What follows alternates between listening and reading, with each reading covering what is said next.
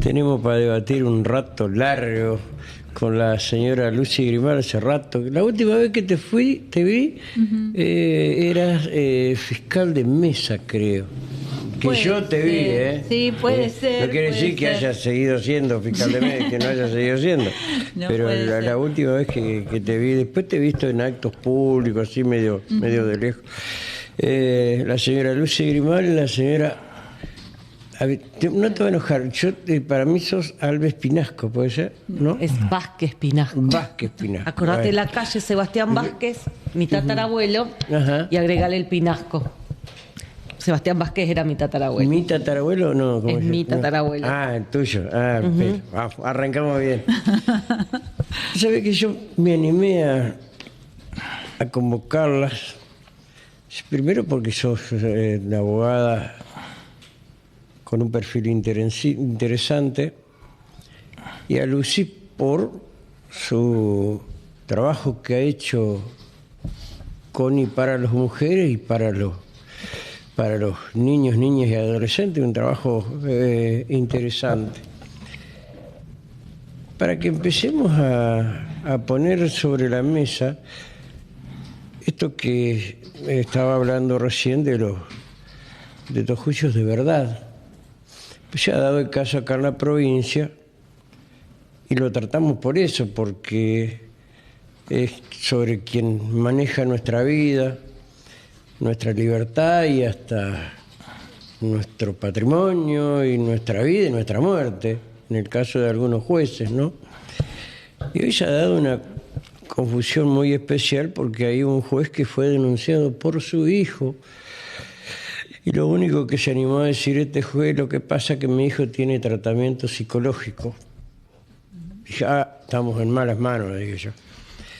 ¿Cuál es la sensación que ustedes tienen sobre este caso? No la información o el conocimiento, porque es lo que se ha visto a través de los medios, pero fundamentalmente, ¿qué es lo que piensan ante actitudes como estas? Que hay una denuncia que es real, ¿sí?, que apareció en redes sociales, eso es lo básico, pero el hecho es que un juez sea el protagonista de esto. Esto es lo lamentable, que alguien que tiene que ser un modelo, ¿sí?, para todos nosotros, incurre en estas cosas, o tiene alguna enfermedad, o la verdad no entiendo.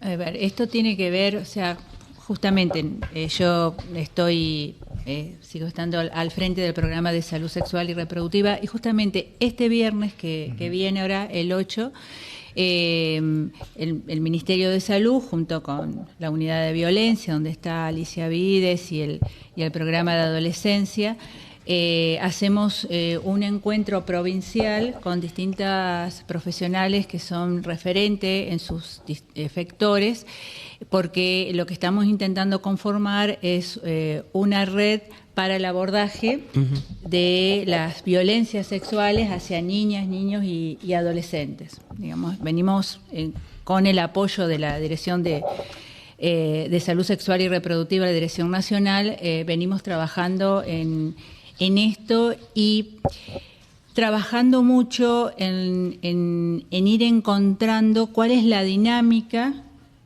del abuso sexual a niños y niñas. Y lamentablemente, yo cuando me enteré de esto, que fue el fin de semana, que creo que por las redes nos enteramos, nuevamente nos enfrentamos a lo que es el horror de la violencia sexual. Nosotras, el movimiento feminista, hablamos siempre de la Convención de Belén do Pará, que dice erradicar todas las formas de violencia hacia las mujeres. La violencia sexual es una de las formas más aberrantes, donde el patriarcado se sostiene en lo que es el dominio hacia el más débil, digamos, cómo opera y cómo está legitimado, como hay un dispositivo, en este caso, frente al acusado es un juez, pero como hay un dispositivo social que legitima eso, porque claro, la palabra del juez, la palabra del adulto, siempre está legitimado frente a la palabra de un niño o una niña, de un adolescente, y cuando esa niña, ese niño, ese adolescente, digamos, está feminizado, digamos, su palabra deja de tener crédito y por supuesto la palabra, en este caso, de una persona que está tan encumbrada, que ha hecho un recorrido en la sociedad tan importante, es la que está legitimada. Bueno, sobre eso se basa, sobre eso se sostienen las violencias sexuales. Y a mí me parece muy importante que nosotros lo hablemos, porque esto ocurre trágicamente, mucho más habitualmente de lo que suponemos. Los que trabajamos con esto, digamos, nos encontramos con denuncia, con situaciones de abusos sexuales a niñas con discapacidad intelectual, que no lo podés entender, pero eso existe y ocurre en nuestra provincia. Entonces me parece muy importante ponerlo en debate, decir, ¿qué nos pasa como sociedad que no tenemos una alerta para ver esto? Pensamos tantas veces en la seguridad y bueno, vamos a poner cámara acá, una luz más grande, que esté la policía en esta cuadra, pero ¿por qué como sociedad no podemos pensar en la seguridad de nuestras niñas, niños y adolescentes? Porque la violencia sexual existe y ocurre en ese ámbito más cercano, más cerrado, que es la familia. ¿Por qué no podemos pensar? No está mal que yo haya puesto, por ejemplo, en toda mi casa, incluido mi dormitorio, cámara de seguridad. Porque normalmente esto se da en la intimidad, intrafamiliarmente. Sí, es el incesto, con este nombre, por más que el derecho penal no lo nombra así, a la acción de cometer un delito contra la integridad sexual de las personas. El incesto se da específicamente dentro de la familia y dentro de los referentes afectivos. Y cuando digo familia también digo amigos de la familia. Se busca ese lugar. Y la prohibición del incesto viene muy, muy tardíamente en nuestra sociedad. Empezó a escribir sobre esto Lévi-Strauss. Y Lévi-Strauss, cuando empezó a escribir sobre el matrimonio occidental, empezó a decir, miren, acá a las niñas, les nadies, sus progenitores, sus tíos, sus abuelos, sus primos, están abusando. ¿Por qué? Porque nos podemos remontar más atrás todavía y podemos irnos a Roma y pensar en el paterfamilia.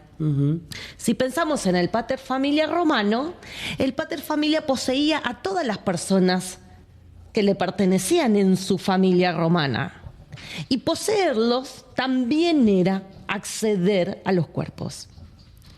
Entonces, que hoy en el 2023 nos den voz para contar lo que ocurre en nuestra familia y que cuando una de esas personas, sea en su adultez, como el caso que estás comentando, que devela lo que ocurrió en su niñez, inmediatamente ocurre un fenómeno tremendo. ¿Saben cuál es? A ver. Desacreditar a quien habla porque rompe un pacto. ¿Cuál es el pacto? El que hablaba del bistro del matrimonio. Entonces, cuando nosotros decimos la prohibición del incesto, quien cuenta, quien devela, quien rompe nuevamente su psiquis, porque esto tenemos que decirlo, quienes son incestuados, incestuadas, acceder tempranamente a una vida sexual implica romper la psiquis y ese daño es para siempre. Quien devela y se anima a develar, claro que está bajo terapia, tratamiento terapéutico, porque esa persona no puede ni vivir, porque tiene que vivir con eso. Fíjense, quien debía cuidar, te lastima, te daña, te rompe. Y una persona tiene que salir a la vida con esto. Es tan valiente este señor, no sé cuántos años tiene, es tan valiente por contar lo que le sucedió y romper ese pacto, ese pacto patriarcal, ese pacto machista que cuenta. Y encima el condimento es que es una persona, es su perpetrador o no su perpetrador, porque yo le creo.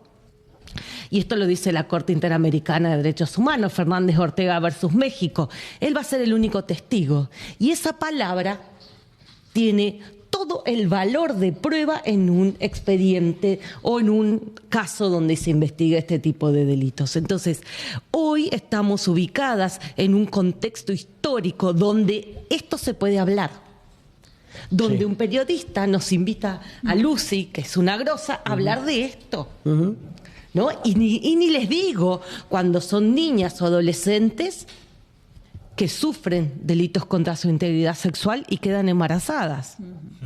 Donde ahora, porque tenemos ley IVILE, interrupción voluntaria del embarazo, interrupción legal, pero imagínense cuando solamente teníamos interrupción legal. ¿Qué hacían estas niñas? Las niñas no son madres, las adolescentes tampoco. Entonces, por eso Lucy, que está en el programa, también en el plan ENIA, digo.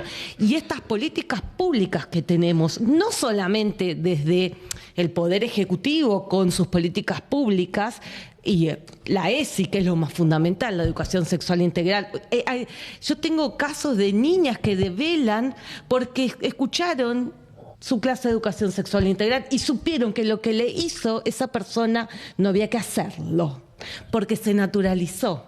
Digo, lo hace porque me quiere. Y el pacto de silencio, el pacto de llevar esto en secreto, porque este secreto que el adulto provoca en este niño o adolescente es tan fuerte que el pacto dura un montón. Por eso las personas adultas, a veces, porque hacen una terapia, pueden, o porque una mujer parió una hija, un hijo, o porque tuvo muchos fracasos en la universidad, o porque no encuentra un trabajo estable, o porque tiene problemas con adicciones, hace una terapia y devela, porque eso lo estuvo ocultando. ¿Cómo vivir con esto? La mente lo cierra y lo pone en un lugar que nadie puede entrar. Y tu vida va pasando. Y y te va yendo mal. Y podés tener malas reacciones. Y todos esos que nosotros llamamos técnicamente, todas esas evidencias o lo que podemos decir que factores que provocan y que dicen, bueno, desde la ciencia de la psicología, una persona que tiene estas características muy posiblemente haya sido sometida a un abuso sexual, ¿no? Entonces, no necesariamente tiene que haber una evidencia física, porque si eso ocurrió hace mucho, no lo podemos pedir hoy, ¿sí? Entonces, esos indicadores inespecíficos que existen y que está escrito por la literatura científica, nos dan cuenta de que el hecho existió, y tal y como lo dijo la persona que denuncia. Ahora, esto va para las dos. ¿Tiene algo que ver el autopercibirse diferente a ser una persona que ataca sexualmente a sus hijos? No.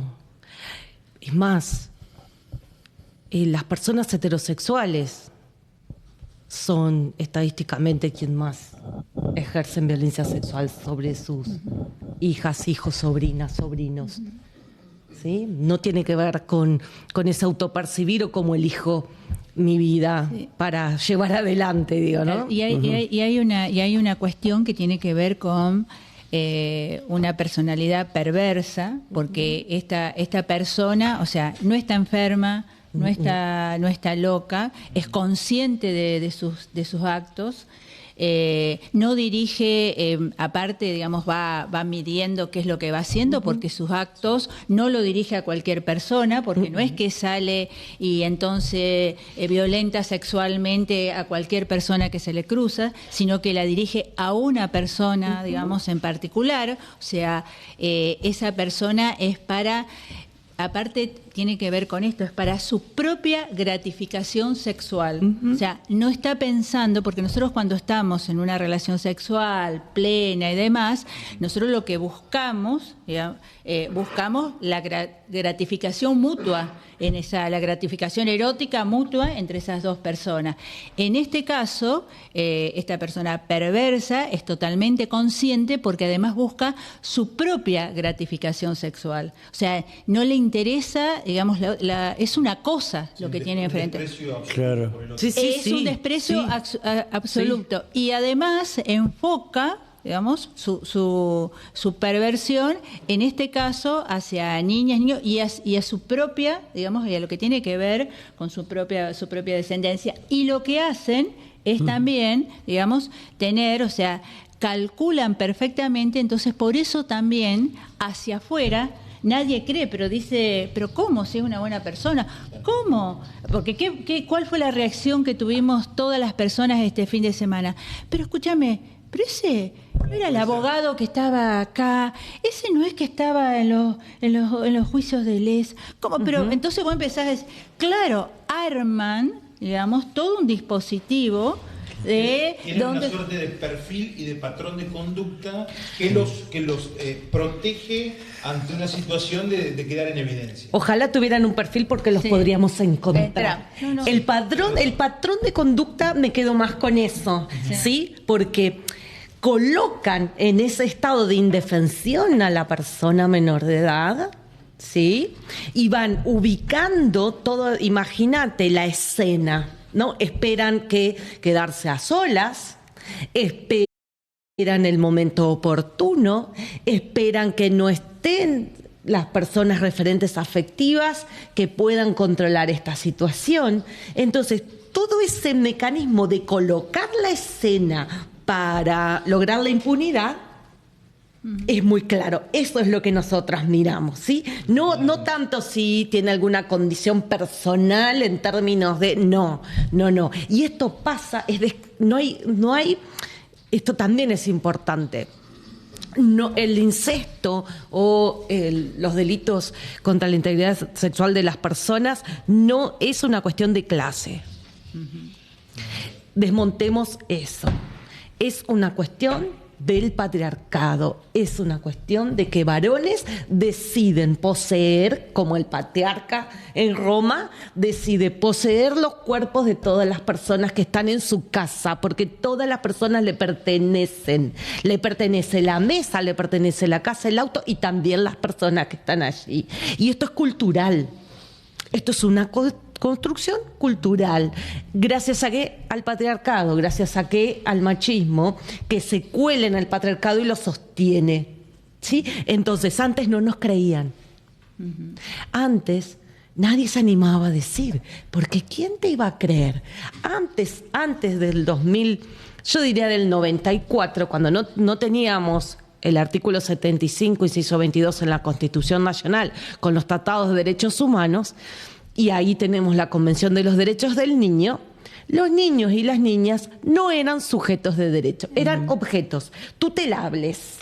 ¿Sí? Entonces se permitía todo. Acuérdense, un chirlo a tiempo previene un montón de cosas. Criar a nuestras infancias a partir de los golpes, le estás dando esa información de que tienen que movilizarse de ese modo en la vida. Criar a nuestras infancias en un contexto de agresiones sexuales, que quien te cuida te viola, te toca. ¿Cómo vamos a salir a la vida? Insisto, por eso se necesita de una valentía muy fuerte para contar cómo hizo este pibe que contó lo que le sucedió. Y esto es muy fuerte porque el embate del patriarcado y del poder que generan los espacios donde habitamos, también él sabe que tiene que lidiar con eso, ¿sí? Pero también tiene que saber que el mundo occidental y que las herramientas jurídico-legales en el 2023 no son las mismas ni siquiera que en el 2020. Ni en el 2010. Tenemos toda una estructura desde el Poder Judicial, desde el Poder Ejecutivo y desde el Poder Legislativo, como la ley Cunat, que habla de la imprescriptibilidad de los delitos de abusos sexuales en estos casos y que además habla del tiempo de la víctima. Y además tenemos un protocolo interinstitucional provincial donde todo esto se habla y donde hay pasos a seguir y donde específicamente le dice a los jueces y las juezas qué tienen que poner en prioridad frente al otro derecho, que es el derecho a un juicio justo, el principio de inocencia. Fíjense, qué tremendo cuando estamos nosotras en estos juicios, cuando yo voy como querellante, explicarle a un juez o jueza que acá hay un interés superior que fue vulnerado y los derechos del imputado y tendrán que ceder frente a estos derechos vulnerados porque son violación a los derechos humanos. ¿De quiénes? Y de estas personas, que también tienen derechos humanos. Qué fundamental, hablando justamente del machismo, del patriarcado, la irrupción del ESI, ¿no? Y cómo también ha llevado en muchos casos a que, como bien decían ustedes, muchos que lo traían natural porque lo veían como una cuestión que, como sucedía en casa, como sucedía en familia, como nadie decía nada, era normal y habitual. A partir de la llegada del ESI, lograron justamente romper esa barrera y decir, a mí me abusaron. Pero, claro, pero aparte, cuando hablamos, y hoy que hay propuestas electorales que hablan denostando a la educación sexual integral, lo importante que ha significado, llevamos casi 20 años de la vigencia de esta ley, lo importante, digamos, que hemos podido ir avanzando porque con estos temas es necesario hablarlo y ponerlo sobre la mesa. Entonces, hoy ya estamos hablando de las crianzas y hoy estamos diciendo que las actuales generaciones que tienen hijos e hijas no solamente están maternando, sino que están paternando. Y entonces hoy, sabemos que en esos primeros meses de vida, la caricia, hablar amorosamente, digamos, eso se va impregnando también en nuestra psiquis y eso nos va dando seguridad porque nos trataron amorosamente. Y tratar amorosamente no significa invadir sexualmente ese cuerpo. Entonces ahí está la diferencia. Si nosotros podemos ser hombres y mujeres parados, con determinada certeza, que nos podemos conducir, que podemos hablar de igual a igual, esos primeros años de vida, esa infancia, que si fue una infancia realmente amorosa, donde nos cuidaron, donde no nos hablaron a los gritos, donde nos explicaron, donde nos tuvieron paciencia a los berrinches que podemos haber tenido, donde nos dejaron, comer con las manos, donde jugaron con nosotros, porque cuando decimos ¿qué es la educación sexual integral? Es el primer eje tiene que ver con la afectividad, es poder generar ese espacio, poder hablar de la afectividad. Y esos primeros años son fundamentales para la psiquis de cualquier persona. Entonces, actualmente las parejas, porque dicen hoy los varones no son iguales, es verdad, hoy los varones no son iguales a los varones de nuestra época, porque los varones de nuestra época, digamos, fueron criados con este mandato tan fuerte que no podías reír, que no podías jugar con las muñecas. ¿Y saben por qué es tan importante jugar con las muñecas? Porque nos permite aprender a acunar, nos permite aprender a hablar. Porque yo ¿qué hago cuando tengo un bebé, un niño? Le hablo despacio, le hablo amorosamente. Bueno, eso que las mujeres lo hemos desarrollado por el maternar, es necesario que los varones también lo desarrollen en lo que es el paternar, y es el cuidado. Entonces, hoy hablamos de las crianzas y la educación sexual integral es como el Estado asume también ese rol tan importante de las crianzas y poder abrir el espacio para hablar de la sexualidad. Y no es que vas a hablar del erotismo a los 3 años ni a los 10 años, pero es permitir abrir el espacio. Entonces, ahí comienza a ver la diferencia, cómo podemos ir modificando estas conductas perversas de estas personas que lo que hacen es, cuando intervienen violentamente y intervienen abusando, digamos. Hay casos de abusos de niños de 5 años, de 6 años, digamos. Eso es lo terrible que nosotras vemos en nuestro trabajo. Entonces, también se trata de poder hablar eso, de decir, bueno, lo que ha pasado por estos días es la oportunidad también para decir y para hablar frente en este... No separemos, porque si no parece que fuéramos esquizofrénicos. O sea, esto tiene que ver también con el contexto actual, con las propuestas electorales que no... Entonces tenemos que poner atención. O sea, no se trata... o sea, porque los docentes y las docentes que hay en nuestras escuelas no son malas personas.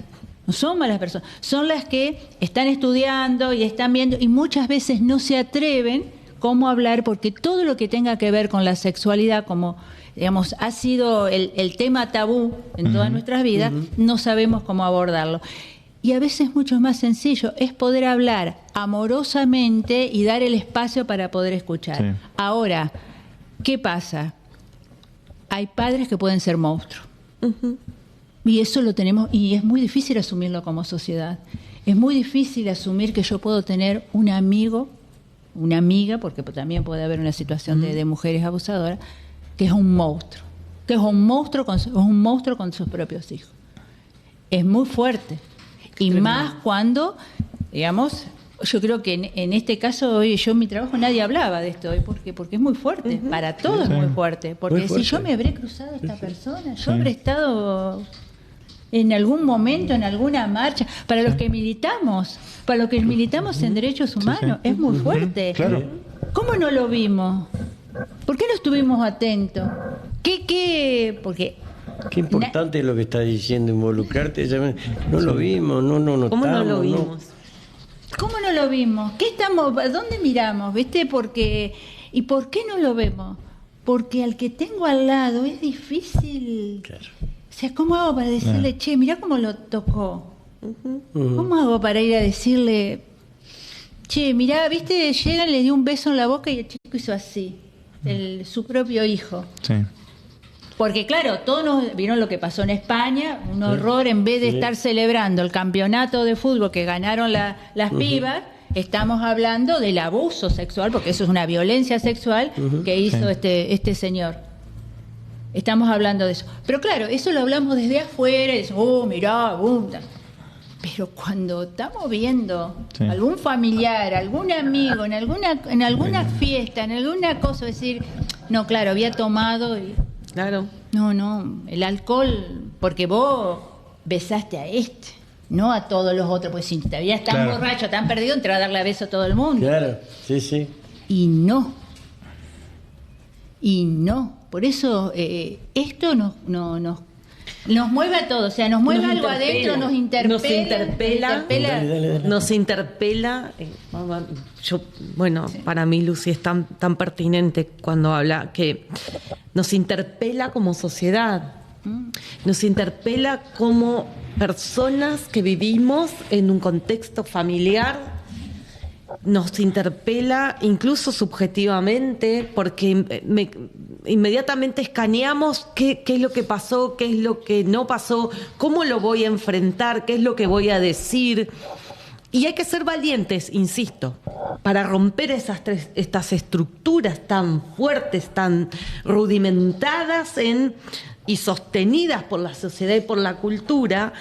Uno de los modos de romperlo es poniéndolo en la mesa, trayéndolo al espacio público, saliendo de lo privado y diciendo, en el espacio público que se dirime el bien común, es donde todas estas cuestiones tienen que darse los debates y decir qué es lo que pasa. Pero hay que animarse.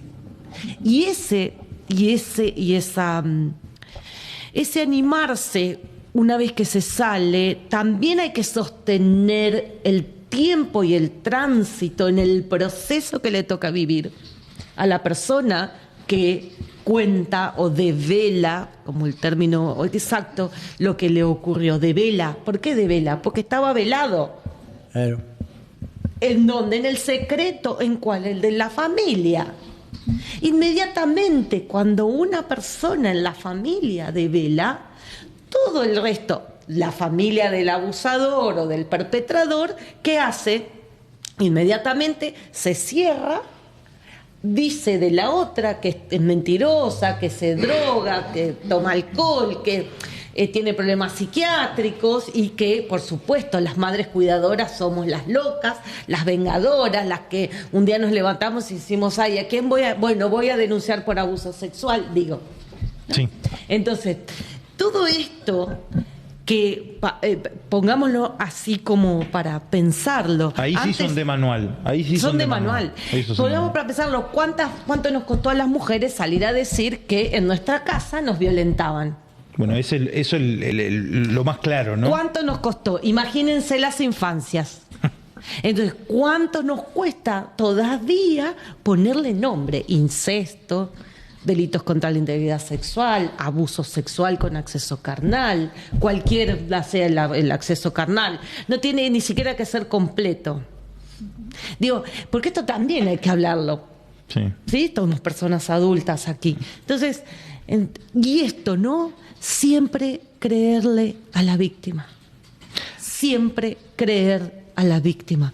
Porque ya que haya hablado, es una gran ventaja para saber que está diciendo la verdad de ella, de esa víctima. Y es reparador también hablar. Sí. Pero a la vez, un juez de acá, en una audiencia, decía, imagínense a este niño con un chaleco, como que usan los loquitos en Arabia para inmolarse, con los 2 detonadores. Cualquiera que apriete, se detona. Se inmola. Él se encuentra en ese lugar. Así nos encontramos cuando develamos. Cualquier botón que apretemos nos inmolamos, porque uno decimos la verdad, contamos, y el otro tenemos que defender esto, porque todavía no nos creen. Porque todavía hoy algunos argumentos de defensa en los juicios donde se dirimen este tipo de delitos están pidiendo la prueba física. ¿No? Solo sirve la prueba física y no... Por ejemplo, cuando dije hoy, indicadores inespecíficos que nos dan la psicología, la psiquiatría, la sociología, la antropología, ¿no? Entonces, si no hay una prueba física, el hecho no ocurrió. Es tremendo. Y este mismo juez que le hablé de la inmolación, que no lo voy a nombrar, dijo en una sentencia, a pesar de lo que diga el defensor, de que el cuerpo habla como que fuera lo único que existiera, sí, el alma también. A mí me pareció una frase tan importante, por eso la traigo. Y quiero que la gente se quede con esto. El cuerpo habla, pero el alma también. Y si a vos, esto que estamos hablando con Lucy y con estos 2 periodistas que se animan a traer el tema, te sucedió esto, que te tocaron cuando no querías, que te besaron cuando no querías, que te metieron cosas cuando no querías en tus zonas erógenas, anímate y háblalo, porque te creemos. No necesitamos la prueba física. No necesitamos la prueba física. Porque hay algunos que hablan y hablan desde del otro lado de la absurdidad del relato. Y esto ya ocurrido. Y sumarle a esto el hecho de que muchas veces pasa esto de que en la mayoría de los casos en donde alguien justamente da cuenta de lo que le pasó y aparece la negación del grupo familiar, pero qué situación todavía mucho más complicada es cuando desde el Estado, y muchas veces, como vos bien marcabas, desde el Poder Judicial, hay un sentimiento de decir, ¿y no será que está fabulando? ¿No será que está inventando demasiado? Entonces nos piden pericia psicológica, psiquiátrica, y dale que va sobre la exposición de la víctima, y dale con lo mismo. ¿Y sabes qué es lo que pasa después? Te salen con el discurso de la revictimización. Pero resulta que los primeros que revictimizan son quienes dicen, ¿y las pruebas? Y hagamos esto, porque me parece que se está excediendo, me parece que... Fíjate que es tremendo, ¿no? Sí, totalmente. Porque, ¿dónde estás? Incluso siempre hay que escucharlo a la víctima. Siempre. Tengo algunos casos de niños pequeños que develan, entonces hay que esperar el tiempo de la víctima. Entonces, bueno, vamos a pensar otra vez el dispositivo de cámara Gesell, que pase otra vez por allí, porque se ha fortalecido esa persona, ha tomado herramientas propias, subjetivas, se ha recompuesto y puede hablar mucho más. Porque seguimos con esto de necesito la prueba que demuestre que el hecho ocurrió, claro. Circunstancias de tiempo, modo y lugar, que ocurrió en ese tiempo, de ese modo y en ese lugar. Pero que también está bien, porque vivimos en un Estado democrático y de derecho. Y en eso que hoy es tan importante que las personas que nos escuchen sepan, en un Estado democrático y de derecho todas las convenciones y la Constitución funcionan. Y esas herramientas también son para la persona que está sospechada de estos delitos aberrantes y tiene el menú de opciones, le digo yo, de las convenciones y de la Constitución para defenderse. Pero que esa defensa tiene que ser en el respeto de esa otra persona que está diciendo lo que le pasó. Además, hay algo que porque lo saben estos abusadores y trabajan, y que es una de las cosas que, por ejemplo, en este caso podría ocurrir. Saben es lo que se llama la retratación. O sea, saben que la persona, digamos, hace la denuncia, puede hablarlo y sostenerlo, porque estamos en un Estado de Derecho y deben darse todas las garantías procesales. Entonces, dentro de ese marco es que, digamos, la persona que está en esa situación de victimización tiene que volver a producir su relato. Entonces, es ahí donde la presión, el hecho de volver a recordar todo lo que le pasó, volver a repetirlo, instalada la desconfianza, hace que se vuelva para atrás. Y ellos lo saben que eso puede pasar. Por eso es tan importante también que los agentes del Estado, digamos, a las víctimas las estemos acompañando en ese proceso y tampoco apurar el proceso de la cuestión de la denuncia. Por eso las herramientas que se fueron logrando, las herramientas legales, como hoy que el delito no prescribe, es muy importante porque esas víctimas necesitan de un tiempo. Y es lo otro que nosotros hacemos, digamos, dentro del Estado. Nosotros decimos, en el caso de salud, vienen nosotros a salud, hacen el relato en una consulta determinada. Entonces, que es un poco lo que vamos a trabajar este próximo viernes, es decir, bueno, una de las cosas muy importantes es poder identificar quién es el adulto protector. Porque a veces viene con la madre y no es precisamente porque ella también está en un contexto de violencia que va a negar el posible relato que nos puede hacer a nosotros. Entonces es darse el tiempo con una entrevista, con 2 entrevistas, con 3 entrevistas, para poder ir identificando para esa niña, para esa adolescente, quién es realmente. Y a veces, por ejemplo, es la docente. A veces las docentes, y también tenemos que acompañar entonces a esa docente, porque esa docente está sola frente, digamos, y necesita proteger, digamos, a esta niña. Entonces hay que ir esperando hasta el momento en que realmente está fortalecida y va a poder sostener esa denuncia, porque el proceso penal, y ahí donde se tiene que hacer cargo la justicia. El proceso penal es muy duro. Es muy duro porque es de mucha exposición, porque entras a un ámbito que es frío, donde te van a hacer, y a todas las personas nos impone la justicia, porque además es el que nos va a decir si nuestra palabra tiene valor, si me creen, porque yo lo puedo haber contado en la escuela, lo puedo haber contado en el centro de salud, lo puedo haber contado en la vecinal, en el grupo de amigos, donde sea. Ahora, quien me va a dar el valor, o sea, y podemos ir y todas las mujeres me pueden acompañar y hacer la marcha más grande, multitudinaria, pero quien me va a dar el valor a mi palabra va a ser la justicia. Y ahí es donde la justicia también se tiene que hacer cargo. Se tiene que hacer cargo también de que hay que, digamos, inclusive hasta los espacios no deben ser espacios tan duros, tan fríos.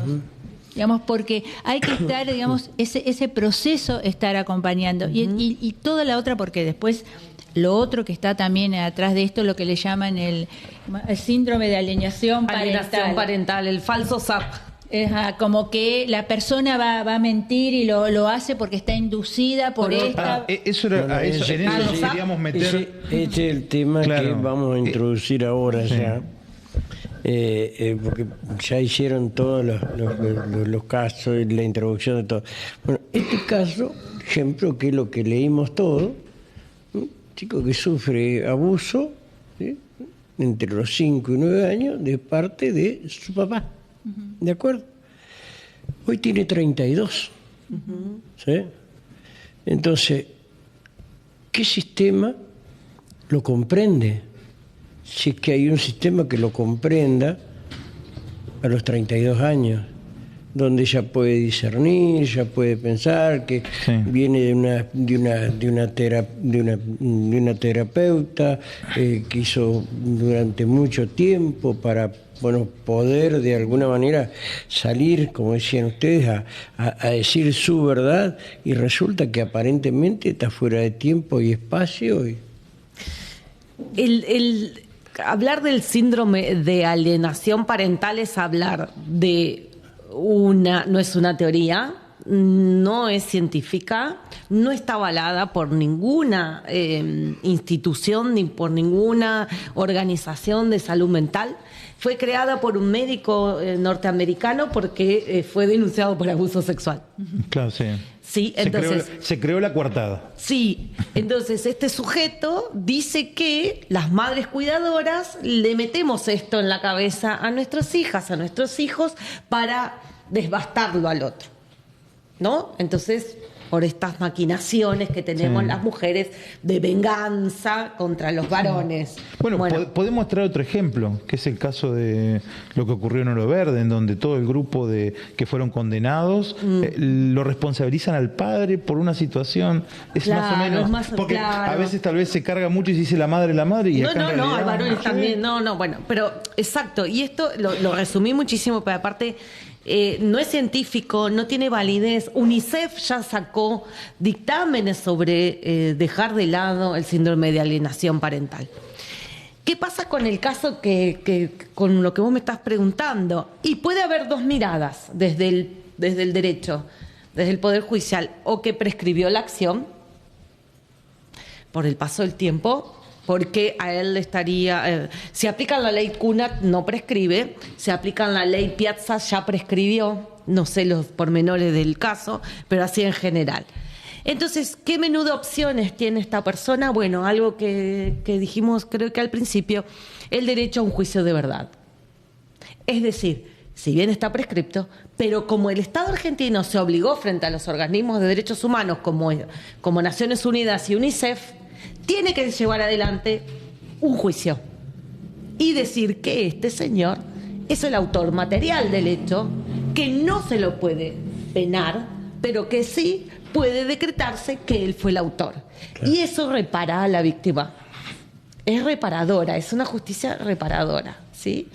Que ya se está dando en la Argentina. Hay el caso que más me acuerdo hoy, otro está tramitándose en Lomas de Zamora, pero sí hay un caso, el del médico pediatra del Garrahan, en la justicia de Cava, ¿no? Entonces sí, ahí ya tenemos una sentencia donde dice, si bien es el autor, no le podemos dar una condena ni explicar una pena. A la víctima le produce una satisfacción. Sí, como decía Lucy, que no mintió en ningún momento. Todo lo que él contó, la justicia se lo valida diciéndole, es el responsable. Y ese fallo se coincide con los derechos humanos. ¿De quiénes? Y de las personas menores de edad.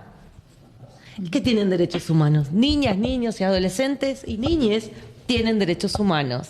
Y esos derechos humanos en teoría no están tan desarrollados como los derechos humanos de las personas adultas. Fíjense, si las mujeres fuimos incorporadas a la Convención Internacional de Derechos Humanos en el año 93-94, cuando tuvimos que decir en Viena, nosotras también somos humanas, y la Convención Americana del 48 nos nombra. Es muy fuerte, pero es así, es lo que sucede. Y es lo que nosotras desde el feminismo, desde el movimiento social feminista, venimos trabajando desde la Revolución Francesa esta parte, ¿no? Estas construcciones científicas, académicas, tienen que ver con cómo el feminismo pone de manifiesto todas las asimetrías, todas las violaciones de los derechos humanos, no solamente de las mujeres, sino de todas las personas. Y hay una cuestión con esto. Cuando las personas hacen una denuncia, lo primero, cualquiera de nosotros que vamos a hacer la denuncia, lo que sea, sabemos que nos estamos exponiendo. Primera cuestión, y que nos van a criticar, nos van a decir esto, o sea, siempre va a haber distintas voces que van a hablar sobre lo que nosotros estamos haciendo la denuncia. Pero lo que se busca es que se pueda llegar a un juicio. Entonces, frente a todas estas otras opiniones de que lo hace para causarle daño, porque en realidad no quiere al padre y le quiere hacer ese daño, o es inducido por la madre o por lo que quien sea, por lo que sea, está, que es lo que siempre decimos nosotros, para los acusados siempre está la posibilidad del juicio justo, que es lo que la justicia tiene que hacerse cargo de estar siempre garantizando el juicio justo, porque entonces cualquier cuestión de fabulación, de querer, digamos, hacerle un daño a esta persona con una denuncia falsa, en un juicio justo eso se cae. Entonces, eso es lo otro. Y lo otro que siempre decimos, o sea, las víctimas frente a este horror, o sea, uno tiene que exponer su vida, su vida íntima, digamos, lo más íntimo, o sea, es realmente, digamos, pasar por toda esa situación. O sea, no es algo que las personas, y nos debería llamar la atención cuando decimos hay tantas personas. Nosotros, por ejemplo, que yo como trabajo en el programa de salud sexual, estamos con los métodos anticonceptivos, bla, bla, bla. Bueno, tiene derecho, es un derecho que hemos podido ganar. Se sabe que a partir de los 11 años se le puede dar el método anticonceptivo. Tenemos una resolución, la resolución 65, el Código Civil y Penal en el artículo 26, habla de la autonomía progresiva, que por eso le podemos dar el anticonceptivo. Ahora tenemos los implantes subdérmicos. Y hace 4 o 5 años, una trabajadora en administrativa que carga la fichita, tiqui, cargando porque tenés que rendir, viste, todos los métodos. Sí, dice, pero si tenés hasta los 12 años, siempre es abuso sexual, ¿no es cierto? Sí, siempre es abuso sexual. O sea, a partir de los 13, podés mirarlo a ver qué pasó de acuerdo a la edad y demás, empezás a ver. Pero hasta los 13 años, siempre es abuso. ¿Y por qué le pusieron un implante si tenía 11 años? ¿Por qué le ponen un implante si tiene 12 años? Y ahí nosotros empezamos a generar una alerta, entonces, a decirle a los profesionales, che, no es que le vas a negar Pero lo que pasa es que hay que ver por qué una niña de 11 o 12 años aparece con la madre. Generalmente lo que aparece la madre es, le vengo a poner, póngale, la madre le es, póngale el implante porque no quiero que le pase como a mí, no quiero que quede embarazada. Que es, sí, es como una... Pero si no, pero pará. Hay que preguntar a la niña, hay que ver, porque si está teniendo relaciones sexuales a los 11 o 12 años, ¿cómo? ¿Con quién? ¿Qué? Entonces, esos son los alertas que la sociedad tiene que tener. Entonces nosotros hoy estamos dando vuelta, entonces hoy los profesionales de la salud saben que ya no es únicamente el implante, si te vienen a buscar la píldora, si te ven, o sea, porque hay que tener una alerta. Sí. ¿Cómo? Pero bueno, ¿por qué? Entonces, pero eso lo aprendimos viendo el horror, habiendo llegado también a los consultorios, las niñas embarazadas de 11 o 12 años. Entonces, hoy podemos decir, bueno, tenemos esta alerta. Y esos son los alertas sociales que tenemos que tener. Porque después estamos frente a esto, frente a la dureza de que, che, ¿será verdad lo que dice? ¿Será verdad? ¿Por qué a los 30 años y no antes? Porque lo hizo cuando pudo. Primero, lo hizo cuando pudo porque lo que dice, o sea, en la psiquis, esto lo decía Irene Meller, me acuerdo hace como 30 años, una vez que vino a la Facultad de Trabajo Social, que a veces uno no se lo puede decir de esa manera a la misma familia, pero en la psiquis te queda una herida que no se cierra nunca. O sea, la sexualidad forma parte de nosotros como personas, no podemos inscindir. O sea, yo no agarré cuando entré acá al programa y dejamos nuestra sexualidad ahí en el perchero. Claro. Yo me saqué el pullover, la campera que traía, pero mi sexualidad no la puedo sacar. Claro. Me invaden a mí, me invaden adentro, se meten, o sea, yo quiero que la gente se meten adentro de mi cuerpo, me toca, o sea, es terrible. Un niño, una niña que no entiende, que no sabe,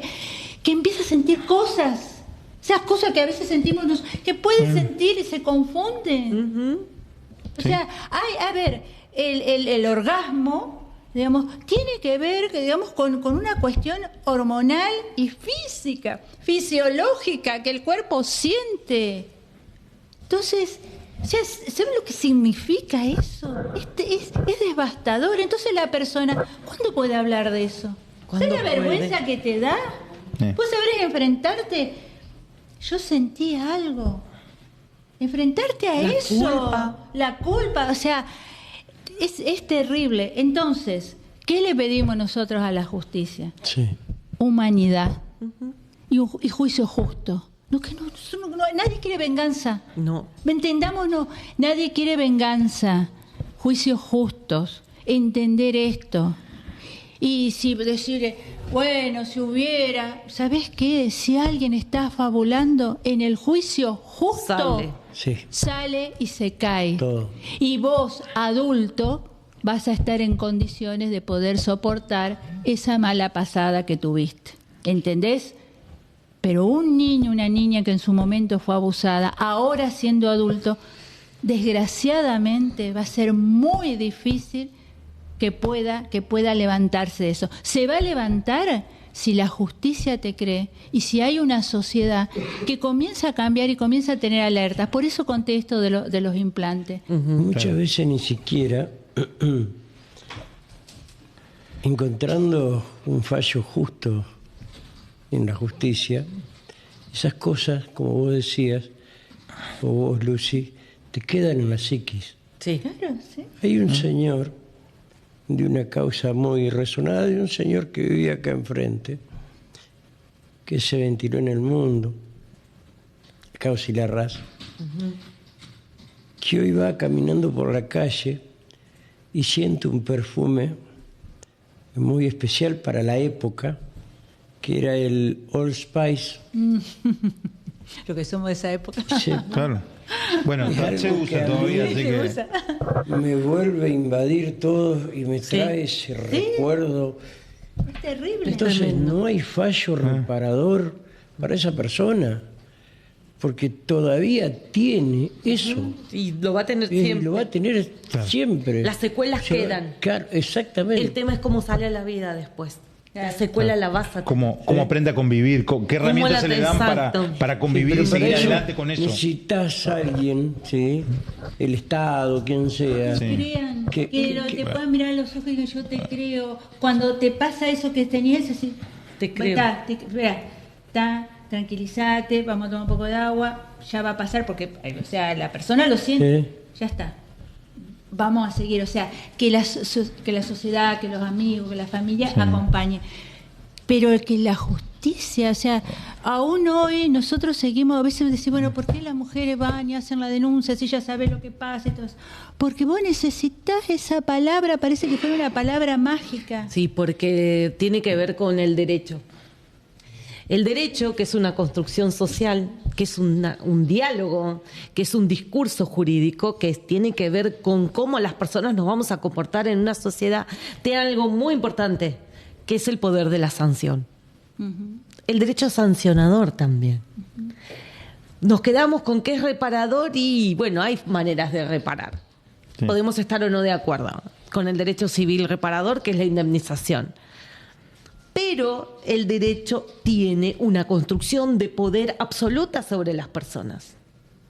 Por eso buscamos que por medio del Poder Judicial, que es quien aplica las leyes y las interpreta, nos den la razón. Por eso buscamos esto de lo que ocurrió en mi espacio privado, en mi espacio más pequeño mío, en el espacio privado trasciende al público, que es el Poder Judicial, y es reparadora, insisto. Una sentencia, esto me ocurrió con una mamá cuidadora, ella escuchó la sentencia del juez de juicio, no le importó la cantidad de pena, es decir, cuánto tiempo iba a pasar en el pelar este señor, sino que le hayan creído a su hija. Y eso, por supuesto, estamos en casación, bueno, los recursos, como sea. Y yo, ya está, para mí ya está, le creyeron. Eso es suficiente. Yo sé que me estaba acordando, ¿se acuerdan de Mario Gómez del Río, que fue defensor hace muchísimos años?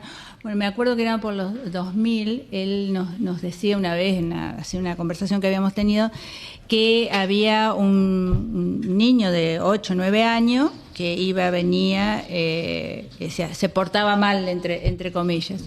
Entonces él lo siente, le dice, che, ¿qué pasa? ¿Por qué estás así? Lo llama Gómez del Río y dice, ¿qué es lo que querés vos? Y entonces dice, yo quiero que mi papá me quiera.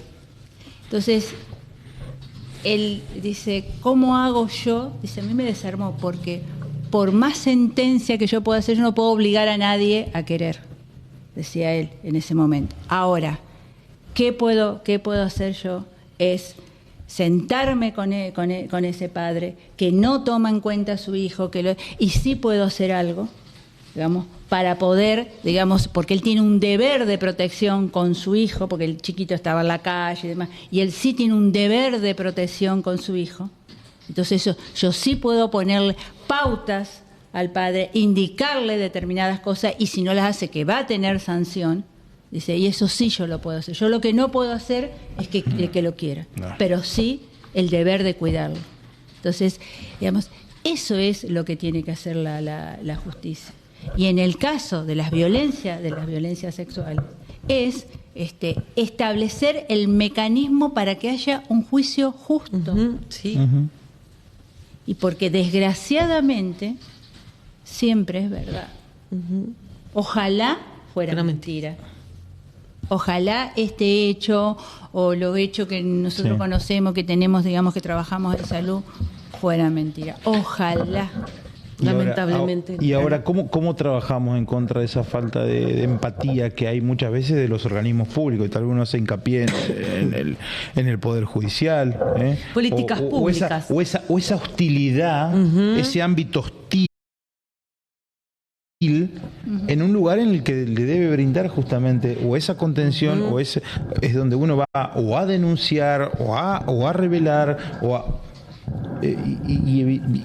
Mira, creo que se pueden hacer muchas cosas. Uno cuando está, como en el caso mío, digamos, yo estoy en un lugar de responsabilidad y demás, digamos, nosotros lo que tenemos que hacer y que lo hacemos es lo que se llama, digamos, el trabajo intersectorial. Uno tiene que estar hablando todo el tiempo, o sea, con los propios, que sería, digamos, con el sector salud, con los equipos de salud, pero también con los otros, porque aparte, cuando hablamos de las violencias y la violencia sexual, o sea, la respuesta no viene desde un único lugar.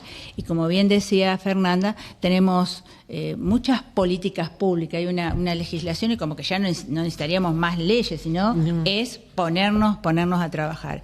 Y entonces la necesidad de que haya un diálogo, poder hablar. Yo siempre les digo, viste, tanto si sos una directora de escuela como que si sos una directora de un centro de salud, al principio del año, a ver quién te toca a vos como defensor o defensora acercarse, hablar, viste, porque a veces cambian y demás.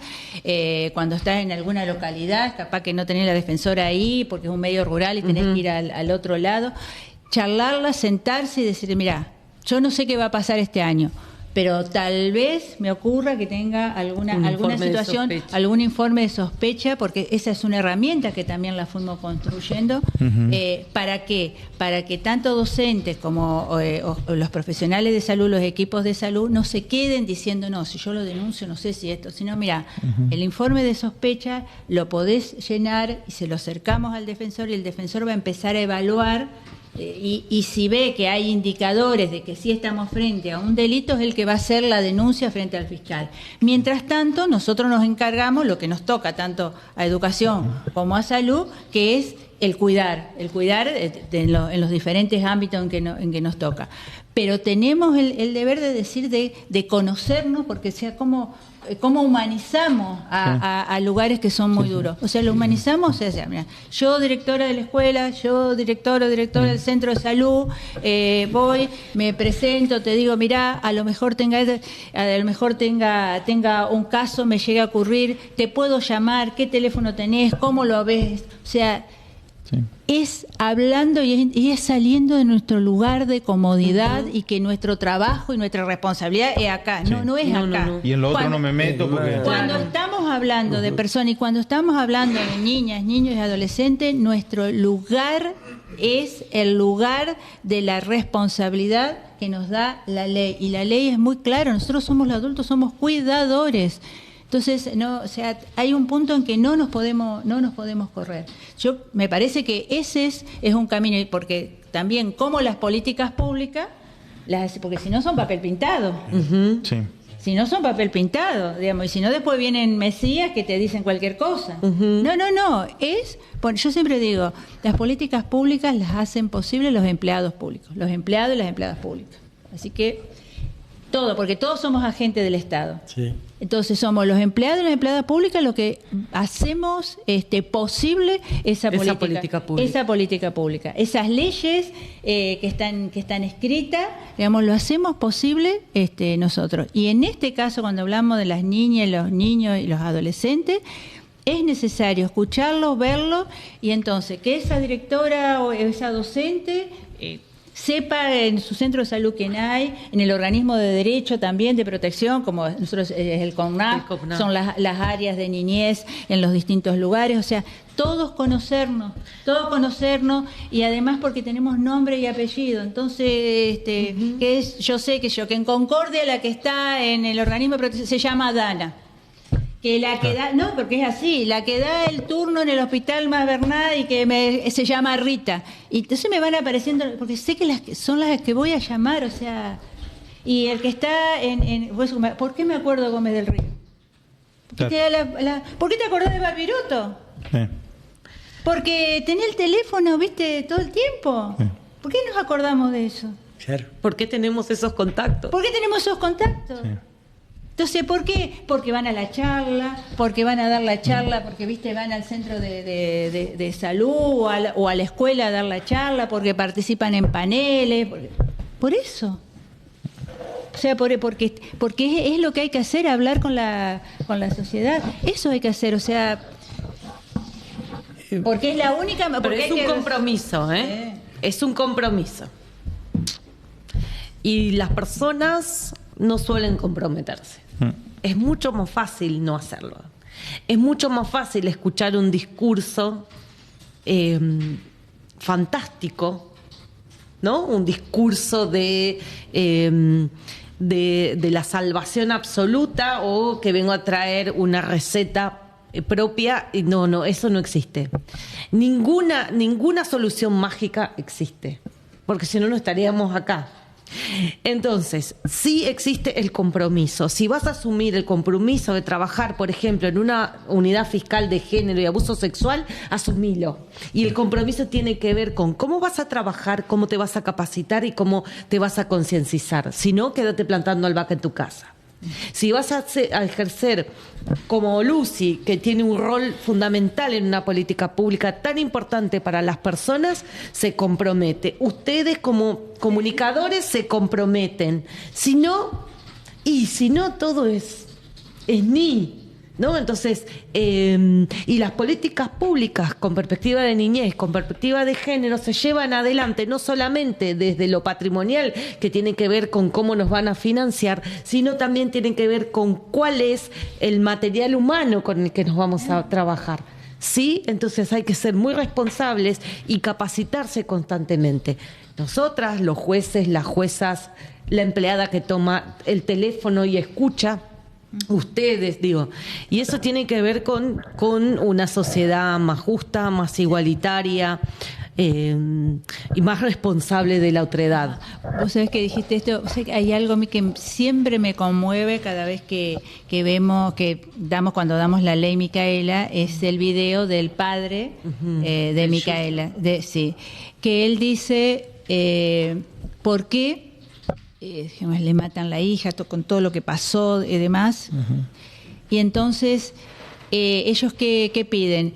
Pidieron, o sea, que la ley Micaela es que todos los empleados públicos de toda la Argentina, municipales, provinciales, de la nación, todos estén capacitados en perspectiva de género, o sea, entiendan lo que es trabajar desde la perspectiva de género. Y entonces en el video él le dice, ¿por qué? Porque si cuando fue el padre de otra chica ese viernes a la tarde a la comisaría a decirle a ese policía, mire, hay un tipo que la quiso correr a mi hija y esto, y la quiso manosear, esto que el otro, y el policía, en vez de decirle, mire, venga el lunes que viene a hacer la denuncia, porque ahora la jueza no está, o el juez, no me acuerdo, no está, y hasta el lunes que viene, porque ya es viernes, se va a su casa y demás.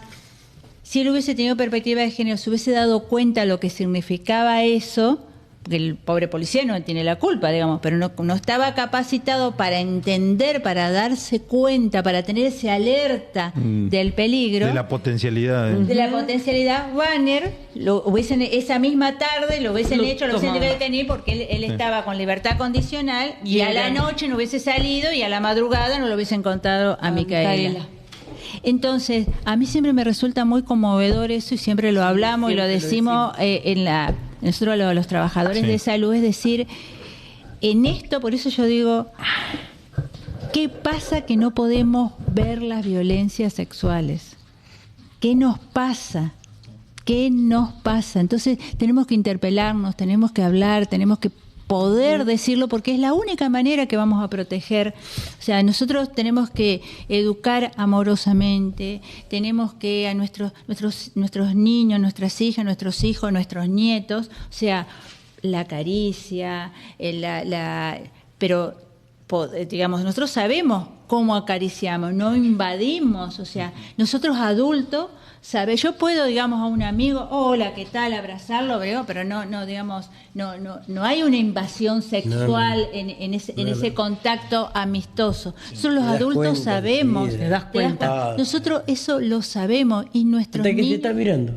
cada vez te están con la mirada. Entonces, nosotros lo sabemos, o sea, nosotros sabemos mirar amorosamente si están jugando, cuando vos decís, bueno, estamos mirando, pero a lo mejor hay un escalón y se pueden caer, lo vamos mirando, cómo van jugando. Eso necesitan nuestras niñas, nuestros niños, no la violencia sexual, no la invasión a su, digamos. Entonces, ¿cómo podemos, digamos, ir erradicándolo, sacándolo? Es educación sexual integral. Educación sexual integral Y esa es la educación. Nosotros como adultos también la necesitamos. Por eso, que todavía están las famosas revistitas, en su momento, en el 2010, salían las revistitas de educación sexual integral para la familia, y entonces los padres las leían. Bueno, todavía siguen estando esas revistitas. Bueno, tenemos que asumir que nosotros, como no tuvimos esa herramienta, muchas veces no sabemos cómo hablar. Pero que no sepamos cómo hablar no quiere decir que esté mal la educación sexual integral. O que directamente no lo hablemos. ¿no? O que no lo hablemos. Que no lo hablemos. Sí. Y en esto, y cuando pasan cosas horrorosas como esta que nos dejan así, porque decir, yo lo conozco a esa persona. Yo, mío, dio vuelta por donde estaba yo. Bueno, entonces, otra vez, bueno, cada uno en el lugar que está, con la responsabilidad que tiene, digamos, tenemos mucho para hacer. Mucho para hacer. Señoras, a las dos, muchísimas gracias. No, Realmente no tengo palabras para agradecerle la presencia de las dos aquí. No. Ojalá que nos deje una enseñanza. A mí me la dejó. Bueno. Así que muchísimas gracias, sinceramente. Gracias a ustedes, porque, bueno, un medio de comunicación es esto. Gracias. Quiero antes de que te vayas, quiero que me repitas lo de la jornada que se va a hacer. Sí, es importante también esto. Nosotros, mira, tenemos dos jornadas porque nos encontramos con ella, porque ella también forma parte de una organización civil.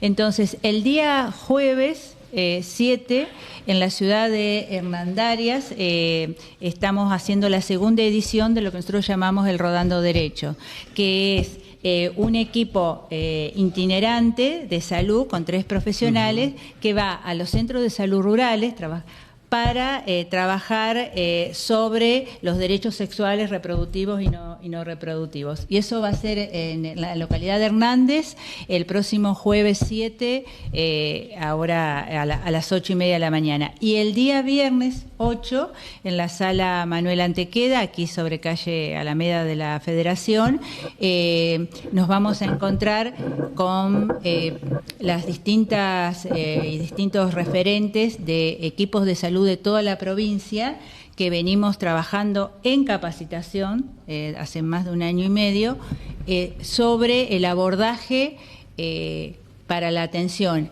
a niñas y adolescentes menores de 15 años víctimas de embarazo forzado y violencia sexual.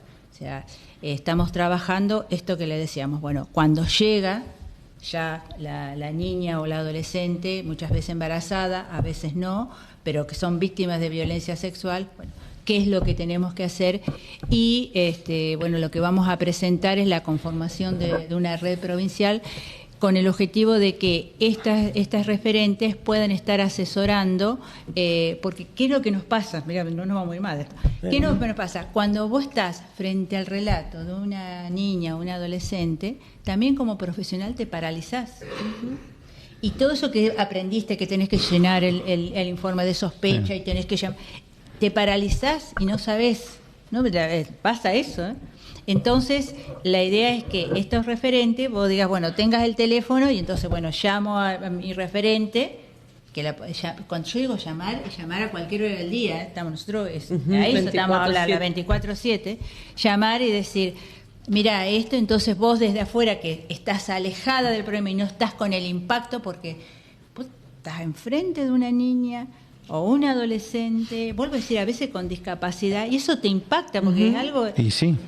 Entonces le decís, bueno, mira, le preguntaste tal cosa, anotá la edad, qué edad tiene, con quién estuvo, te dijo la edad, no te dijo, con quién viene acompañada, pudiste hablar a solas, o sea, les vas dando las pautas para que ir orientando y que pueda llenar el informe de sospecha y que el informe de sospecha llegue lo más rápido posible al defensor. Entonces este trabajo es lo que vamos a hacer este viernes 8 de septiembre en el local de Manuel Antequeda, que está acá en Alameda Federación 557, con referentes de distintos equipos de salud de toda la provincia de Entre Ríos.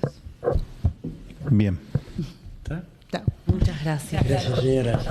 Bien, llegamos al final. Agradecerle a todos ustedes y a estas dos extraordinarias personas que nos acompañaron, nos ilustraron y la verdad En mi caso aprendí muchísimo. Ojalá del otro lado también, y que sea esclarecedor esto que ha ocurrido para muchos, que todavía falta un camino largo para recorrer. Así que bueno, nos reencontramos el día jueves en este mismo espacio. Gracias.